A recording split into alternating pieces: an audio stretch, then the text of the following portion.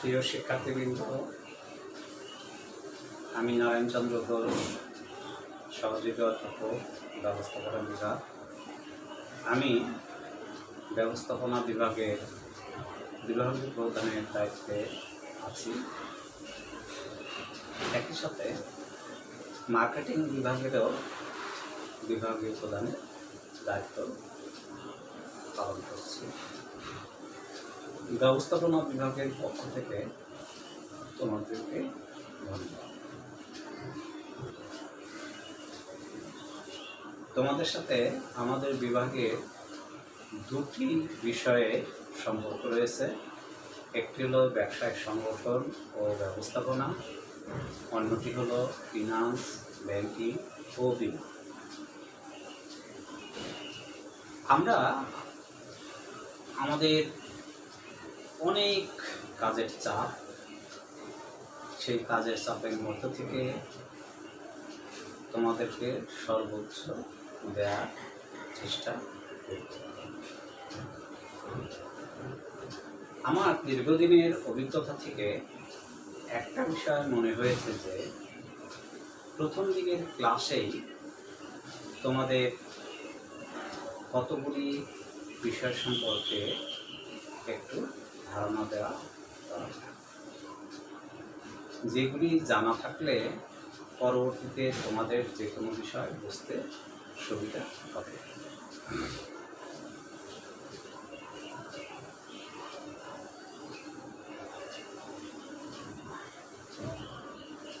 ব্যবস্থাপনা বিভাগের পক্ষ থেকে তোমাদেরকে আন্তরিক অভিনন্দন ও শুভেচ্ছা।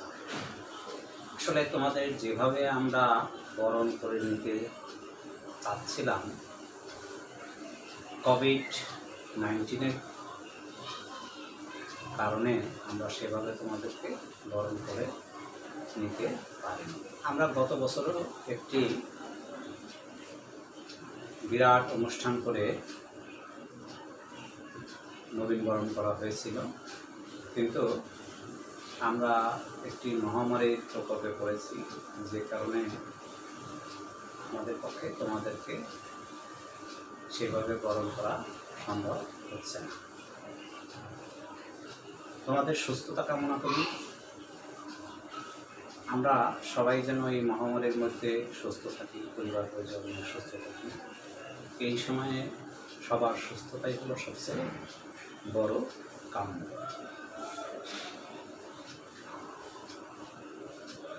আমরা আজকে ফিনান্স, ব্যাংকিং, বিমা, অর্থনীতি, হিসাব বিজ্ঞান, এই সব জায়গায় কিছু শব্দ আমাদের ব্যবহার হবে, যে শব্দগুলি আমরা একটু পরিচিতি লাভ করব। এই শব্দগুলির সাথে যদি আমরা আমাদের পরিচয় থাকে, তাহলে আমার বিষয়বস্তু বুঝতে আমাদের অনেক সহায়ক হবে। আমরা প্রথমে আলোচনা করি মূলধন নিয়ে। ফিনান্সের যেটি খুব গুরুত্বপূর্ণ বিষয়। তাহলে মূলধন কি? মূলধন হলো উৎপাদনের উৎপাদিত উপাদান, যা ভোগের কাজে ব্যবহৃত না হয়ে পুনরায় উৎপাদনের কাজে ব্যবহৃত হয়, সেটাই হলো মূলধন। খুব সহজ ভাষায় যদি বলি, তাহলে ব্যবসার কাজে নিয়োজিত অর্থই হলো মূলধন। এই যে উৎপাদনের উৎপাদিত উপাদান, আমরা চক্রটি একটু দেখি।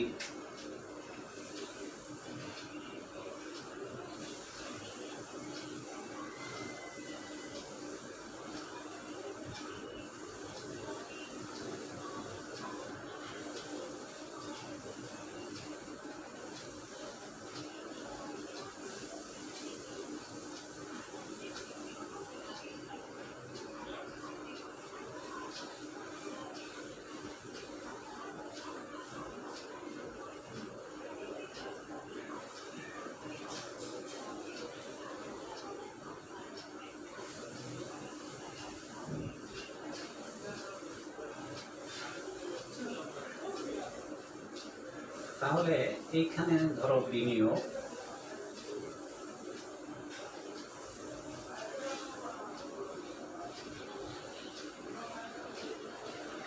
বিনিয়োগ থেকে যেটা উৎপাদন হয় সেটাকে বলা হয় আয়। তাহলে আয়টা কি? আয় হলো বিনিয়োগের উৎপাদন।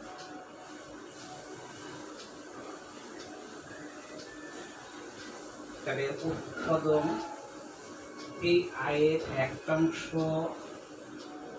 আমরা ভোগ করি,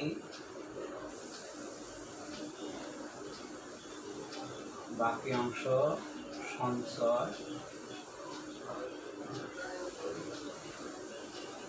এই সঞ্চয়গুলি একত্রিত হয়ে আবার আমাদের মূলধন গঠন করে পুনরায় বিনিয়োগ করে। এটা মূলধন গঠন করে এবং অলসভাবে করে থাকলে কিন্তু মূলধন হবে না। কখন মূলধন গঠন করে? যখন আবার পুনরায় বিনিয়োগ। তাহলে কি দেখতে পাচ্ছি আমরা? বলছি মূলধন হলো উৎপাদনের উৎপাদিত উপাদান। এখানে দেখো বিনিয়োগ, বিনিয়োগ থেকে উৎপাদন হয়েছিল আয়। তাহলে বিনিয়োগের উৎপাদিত উপাদান কি? আয়। আয় যা ভোগের কাজে ব্যবহৃত না হয়ে আবার উৎপাদনের কাজে ব্যবহৃত হয়েছে। যে অংশ ভোগ হয়েছে সেই অংশ কিন্তু মূলধন না। মূলধন কোন অংশ? এই যে সঞ্চয় হয়েছিল, এই সঞ্চয় একত্রিত হয়ে মূলধন গঠন করে আবার পুনরায় উৎপাদনের কাজে ব্যবহৃত না হলে কিন্তু সেটা মূলধন হবে না। যখন পুনরায় উৎপাদনের কাজে ব্যবহৃত হবে তখন সেটা মূলধন হবে। যতক্ষণ পর্যন্ত এটা পুনরায় উৎপাদনের কাজে ব্যবহৃত না হবে ততক্ষণ এটা মূলধন নয়। তাহলে আমরা যদি খুব একটা ভাষায় বলি যে মূলধন কি? মূলধন হলো উৎপাদনের কাজে নিয়োজিত অর্থই হলো। আশা করি এখন বিষয়টি পরিষ্কার হয়েছে যে আমরা যে মূলধনই ব্যবহার করি, যেখান থেকেই টাকা আসুক না কেন, সেই টাকা কোথাও না কোথায় উৎপাদিত উপাদান। কারণ এই টাকা যদি আমি ব্যাংক থেকে লোন নিই, ব্যাংকের টাকা কোথা থেকে আসলো? আমার সঞ্চয়, তোমার সঞ্চয়, জনগণের সঞ্চয়, বিভিন্ন লোকের সঞ্চয়, উদ্ধৃত টাকা। আমরা এর পূর্বের যে ক্লাস সেখানে আমরা দেখেছিলাম যে আর্থিক বাজারে যে টাকাটা আসে সেই টাকাটা কোথা থেকে আসে। আর্থিক বাজারের অর্থ কোথা থেকে আসে? আমাদের বাজার বলেছিলাম, বাজার কয় রকমের? বাজার দুই রকমের। একটা হলো মূলধন বাজার, অন্যটি হলো মুদ্রা বাজার। মূলধন বাজার হলো যে বাজারে মূলধন, শেয়ার, ক্রয়, ডিবেঞ্চার ইত্যাদি বিক্রি হয়, সে বাজারটা হলো মূলধন বাজার। অপরপক্ষে মুদ্রা বাজার কি? মূলধন বাজারের বাইরে যত অর্থ আছে সবই মুদ্রা বাজার। ব্যাংকের টাকা, আমার পকেটের টাকা, তোমার পকেটের টাকা, সেগুলি সবই হলো মুদ্রা বাজারের টাকা। আর এই দুই বাজার মিলে, অর্থাৎ মূলধন বাজার এবং অর্থ বাজার বা মুদ্রা বাজার, এই দুই বাজার মিলে হলো আমাদের আর্থিক বাজার। আমাদের এই বিষয়টাও খুব স্পষ্ট ধারণা থাকতে হবে। তাহলে আমরা যেখান থেকে মূলধন সংগ্রহ করি না কেন সেটা কোনো না কোনো জায়গার উৎপাদনের উৎপাদিত উপাদান, এটা আমাদের খেয়াল রাখতে হবে। তাহলে আমরা এখানে আরো তাহলে আমরা আলোচনা করি। একটা শব্দ পেয়েছি বিনিয়োগ। বিনিয়োগ কি? বিনিয়োগ হলো ভবিষ্যতের লাভের প্রত্যাশায়, অর্থাৎ কিছু প্রাপ্তির প্রত্যাশায় অর্থ বরাদ্দ করাকেই বলা হয় বিনিয়োগ। তাহলে আমরা যদি অন্যভাবে বলি তাহলে বিনিয়োগ কি? উৎপাদন বা ব্যবসায়ের কাজে যে অর্থ নিয়োগ করা হয় তাই হলো বিনিয়োগ। তাহলে বিনিয়োগ যখন করে তখন উদ্দেশ্য থাকে কি? ভবিষ্যতে প্রাপ্তি, ভবিষ্যতে কিছু পাবে। এই যে ভবিষ্যতে কিছু প্রাপ্তি ঘটবে এর প্রত্যাশায় যদি অর্থ নিয়োগ করে, অর্থ বরাদ্দ করে, তাহলে সেটাই হলো বিনিয়োগ। এরপরে আমাদের উৎপাদন, যেটা উৎপাদন কি? উৎপাদন হলো যে প্রক্রিয়ায় নতুন উপযোগ সৃষ্টি করা হয় সেই প্রক্রিয়াটাকে বলা হয় উৎপাদন। অর্থাৎ আমরা জানি উপযোগ কি? উপযোগ হলো অভাব পূরণের ক্ষমতা। উপযোগ মানে কি? উপযোগ মানে utility means capacity to satisfy human needs and wants. অর্থাৎ যদি কোনো কিছুর মধ্যে মানুষের অভাব মোচনের ক্ষমতা থাকে তাহলে বুঝতে হবে সেটির মধ্যে উপযোগিতা আছে। তাহলে এই উৎপাদন তাহলে কি? আমাদের প্রকৃত প্রদত্ত যে সকল সম্পদ আছে সেই সকল সম্পদের মধ্যে থেকে আমরা কি করব? তার মধ্যে নতুন উপযোগ সৃষ্টি করব। এই যে নতুন উপযোগ সৃষ্টি, এই নতুন উপযোগ সৃষ্টি হলো আমাদের উৎপাদন। যেমন আমাদের একটা গাছের থেকে আমরা পাই কাঠ, সেই কাঠকে আমরা চেরাই, মানে কাঠ বিভিন্নভাবে সাইজ করে চেরাই করে আমরা চেয়ার, বেঞ্চ ইত্যাদি, টেবিল, বেঞ্চ, ফার্নিচার ইত্যাদি তৈরি করি। এই যে এখানে নতুন উপযোগ সৃষ্টি করা হয়েছে যা মানুষের অভাব পূরণ করতে পারে। এই যে অভাব পূরণ করতে পারে এটি হলো উৎপাদন। আমাদের এরপরে আমাদের আছে ভোগ। ভোগ হলো কি? যে প্রক্রিয়ায় কোনো বস্তুর উপযোগ নিঃশেষিত হয় সেই প্রক্রিয়াটা হলো ভোগ। অর্থাৎ ভোগ মানে আমরা সহজ ভাষায় বলি খাওয়া। আসলে খাওয়া কি? খাওয়াটা মানে ভোগটা কি? ভোগটা হলো যে ওর মধ্যে যে অভাব পূরণের ক্ষমতা ছিল, যে উপযোগিতা ছিল, সেই উপযোগিতাটাকে নষ্ট করা। এই তাহলে আমরা কি বলতেছি? যে প্রক্রিয়ায় উপযোগিতা নষ্ট হয় সেটি হলো আমাদের ভোগ। এখানে আরেকটি শব্দ আছে আয়। আয় কি? আয় হলো নতুন সম্পদ সৃষ্টি করা। অর্থাৎ একটি নির্দিষ্ট সময় মানুষের কর্ম প্রচেষ্টা দ্বারা যে নতুন সম্পদ সৃষ্টি হয় তাই হলো আয়। তাহলে আমরা কি বলতেছি? একটি নির্দিষ্ট সময়ে মানুষের অর্থনৈতিক কর্ম প্রচেষ্টা দ্বারা যে নতুন সম্পদ অর্জিত হয় তাই হলো আয়। খুব সহজ ভাষায় যদি বলি তাহলে মানুষ যা অর্জন করে তাই হলো আয়। এখানে আরেকটি নতুন শব্দ আসছে সম্পদ। তাহলে আমরা সম্পদ নিয়ে কথা বলি। সম্পদ কি? সম্পদ হলো যে সকল বস্তুর উপযোগ আছে, চাহিদার তুলনায় যোগান সীমাবদ্ধ, হস্তান্তরযোগ্য এবং বাহ্যিকতা আছে। তাহলে সম্পদ কি? সম্পদ হলো যে সকল বস্তুর উপযোগিতা আছে। উপযোগিতা অর্থ কি যেন বলছিলাম? উপযোগিতা অর্থ মানুষের অভাব পূরণের ক্ষমতা। তাহলে যে সকল বস্তুর উপযোগিতা আছে, চাহিদার তুলনায় যোগান সীমাবদ্ধ, বাহ্যিক উপস্থিতি আছে এবং অর্থের বিনিময়ে হস্তান্তরযোগ্যতা আছে, এই চারটি বিষয় যার মধ্যে আছে সেটি হলো সম্পদ। তাহলে আমরা সম্পদ সম্পর্কে ধারণা পেলাম। আমরা যদি বলি যে পুকুরের সমুদ্রের পানি কিন্তু আমাদের সম্পদ না। কারণ কি? কারণ হলো চাহিদার তুলনায় যোগান সীমাবদ্ধ নয়। আবার আরেকটা বিষয় নিয়ে আমাদের জানা দরকার যে দ্রব্য কি এবং পণ্য কি। যার মধ্যে অভাব পূরণের ক্ষমতা আছে অর্থাৎ উপযোগিতা আছে তাকে বলা হয় দ্রব্য।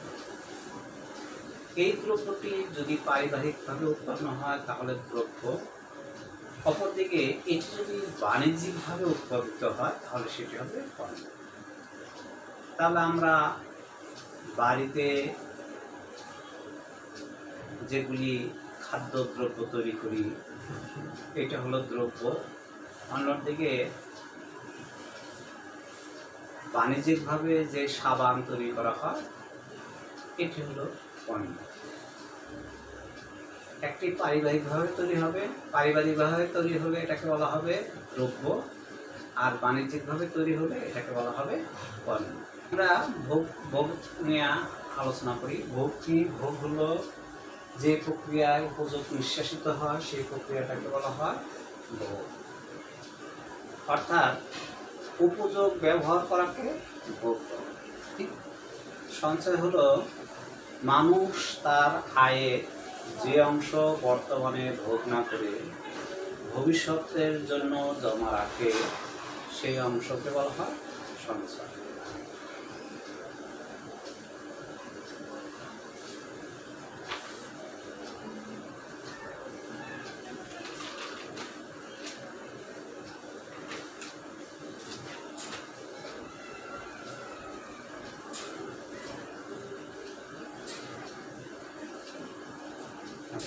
এরপরে আমরা আলোচনা করব মূল্য। অর্থনীতিতে মূল্য দুই রকমের, একটি ব্যবহারিক মূল্য, অন্যটি দ্রব্যমূল্য বা অন্যটি বিনিময় মূল্য। ব্যবহারিক মূল্য কি? একটি পণ্য ব্যবহার করে তার মধ্যে থেকে যে উপযোগিতা পাওয়া যায় তাকে বলা হয় ব্যবহারিক মূল্য। যেমন কলমের উপযোগিতা হলো লেখা, তাহলে কলমের ব্যবহারিক মূল্য হলো লেখা। অন্যদিকে বিনিময় মূল্য কি? বিনিময় মূল্য হলো কোনো একটি দ্রব্যের বিনিময়ে অপর দ্রব্য কী পরিমাণ পাওয়া যায় তাকে বলা হয় বিনিময়। ধরি একটি ইলিশ মাছের পরিবর্তে 2 মণ ধান, অর্থাৎ 2 মণ ধান দিলে একটি ইলিশ মাছ কেনা যায়, তাহলে ইলিশ মাছের বিনিময় মূল্য হলো 2 মণ ধান। তাহলে এইটি হলো বিনিময় মূল্য। অপরদিকে বিনিময় মূল্য যদি অর্থের মানদণ্ডে হয় তাহলে সেটি হবে আর্থিক মূল্য। ধরি একটি ইলিশ মাছের মূল্য 1000 টাকা, তাহলে এই 1000 টাকার বিনিময়ে আমরা পাচ্ছি কি একটি ইলিশ মাছ, তাহলে ইলিশ মাছের আর্থিক মূল্য হলো 1000 টাকা।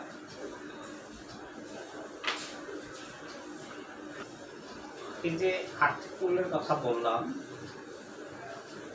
যখন কোনো বিনিময় মূল্যকে আর্থিক মানদণ্ডে প্রকাশ করা হয় তখন তাকে বলা হয় আর্থিক মূল্য। আর্থিক মূল্যের অন্য নাম হলো দাম, অর্থাৎ সোজা কথায় কোনো দ্রব্যের আর্থিক মূল্যকে তার দাম বলে। আমরা এরপরে হলো আমাদের অভাব। অভাব কি? অভাব হলো কোনো কিছু পাওয়ার আকাঙ্ক্ষাকে অভাব বলে। অভাব অসীম, আমাদের একটি অভাব পূরণের সাথে সাথে অন্য অভাব দেখা দেয়। তাহলে অভাব কি? অভাব হলো কোনো কিছু পাওয়ার আকাঙ্ক্ষা। অপরদিকে প্রয়োজন কি? প্রয়োজন হলো বঞ্চিত হওয়ার অনুভূতি, অর্থাৎ অন্যের আছে আমার নেই, এই আমার মধ্যে যে বঞ্চিত হওয়ার অনুভূতি তৈরি হবে সেটি হলো প্রয়োজন।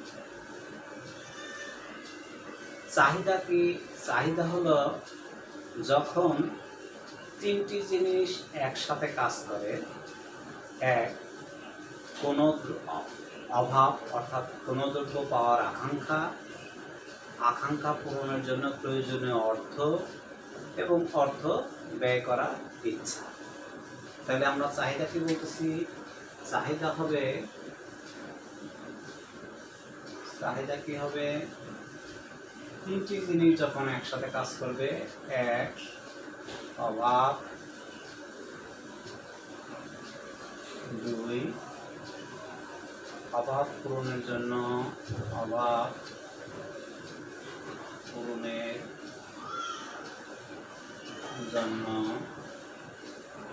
প্রয়োজনীয় অর্থ,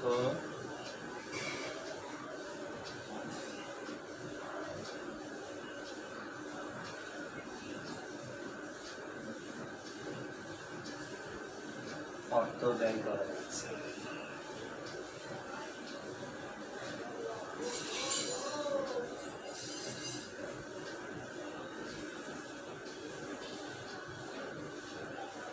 তাহলে এই তিনটি জিনিস যখন একসাথে কাজ করবে তখন সেখানে চাহিদা তৈরি হবে। এটি অর্থনীতির ভাষা। কিন্তু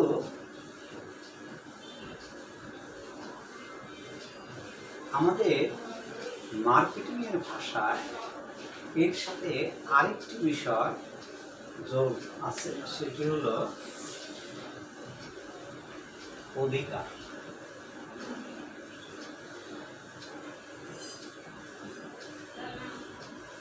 অর্থাৎ অভাব থাকতে হবে, অভাব পূরণের জন্য প্রয়োজনীয় অর্থ থাকতে হবে, অর্থ ব্যয় করার ইচ্ছা থাকতে হবে এবং সেই অর্থ ব্যয় করার অধিকারও থাকতে হবে।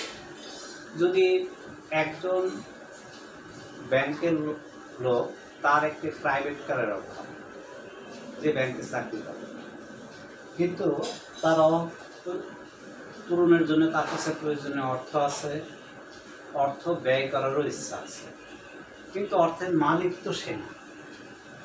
তাহলে তার অধিকার থাকতে হবে, মালিকানা থাকতে হবে।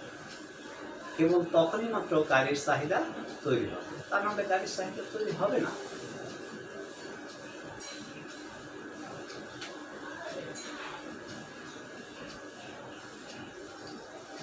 এরপরে আমরা আলোচনা করি যোগান নিয়ে। যোগানকে একটি নির্দিষ্ট সময়ে একজন ব্যক্তি যে পরিমাণ পণ্য বিক্রয় করতে ইচ্ছুক থাকে তাকে বলা হয় যোগান।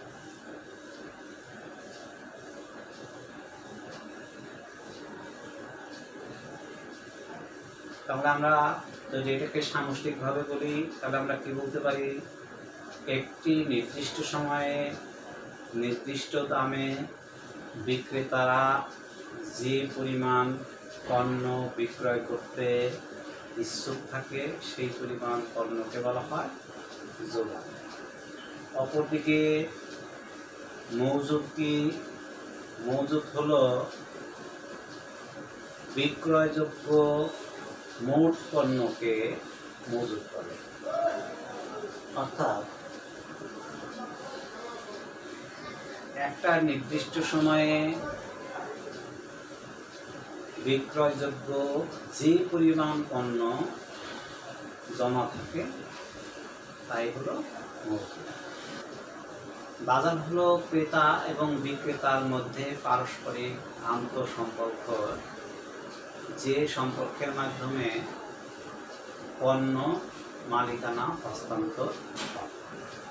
এটাকে যদি আমরা আরো বিস্তারিত করি তাহলে আমরা এভাবে বলতে পারি, একটি নির্দিষ্ট দামে একটি পণ্য ক্রেতা এবং বিক্রেতা যে মূল্যে মালিকানা হস্তান্তর করতে রাজি থাকে সেই মূল্যটাই হলো আমাদের বাজার।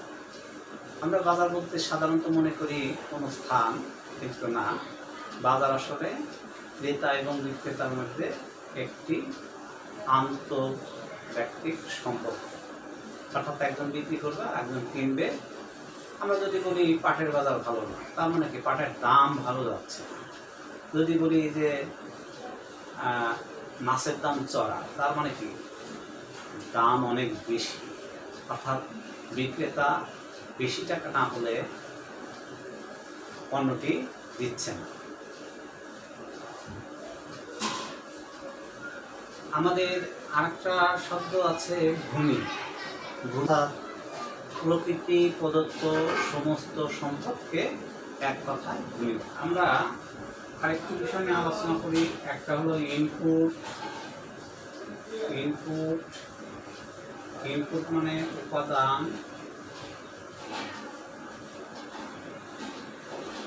আর আউটপুট মানে উৎপন্ন।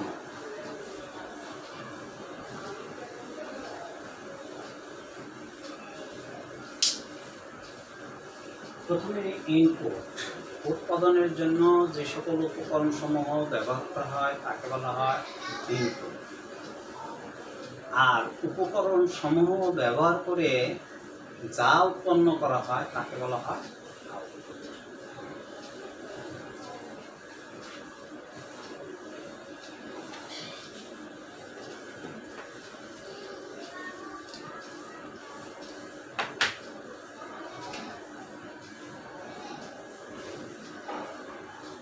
উৎপাদনের উপকরণ। অর্থনীতির ভাষায় এই উৎপাদনের উপকরণ হলো চারটি। এক, ভূমি। দুই, শ্রম। তিন, মূলধন। চার, সংগঠন। আমরা ইতিপূর্বে ভূমি, মূলধন এই দুটি নিয়ে আলোচনা করেছি। শ্রম হলো পারিশ্রমিকের বিনিময়ে মানুষ যা ত্যাগ করে তাই হলো শ্রম। অর্থাৎ মানুষ যে কর্ম প্রচেষ্টা ত্যাগ করে তাই হলো শ্রম। অপরদিকে সংগঠন হলো যে প্রক্রিয়ায় উৎপাদনের উপকরণ সমূহ সমন্বয় করে উৎপাদনের কাজে নিয়োজিত করা হয় তাকে বলা হয় সংগঠন। কিন্তু ব্যবস্থাপনার ভাষায় উৎপাদনের উপকরণ হলো 6টি। এটাকে সংক্ষেপে বলা হয় 6M। 6M মানে কি? মেন, মানি,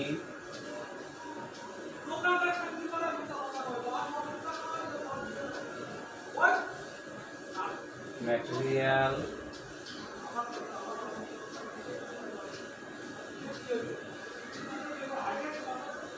মার্কেট, মেথড,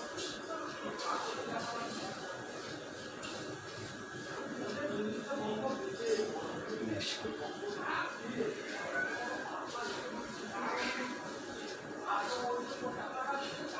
তাহলে এটি হলো উৎপাদনের উপকরণ। আশা করি আমরা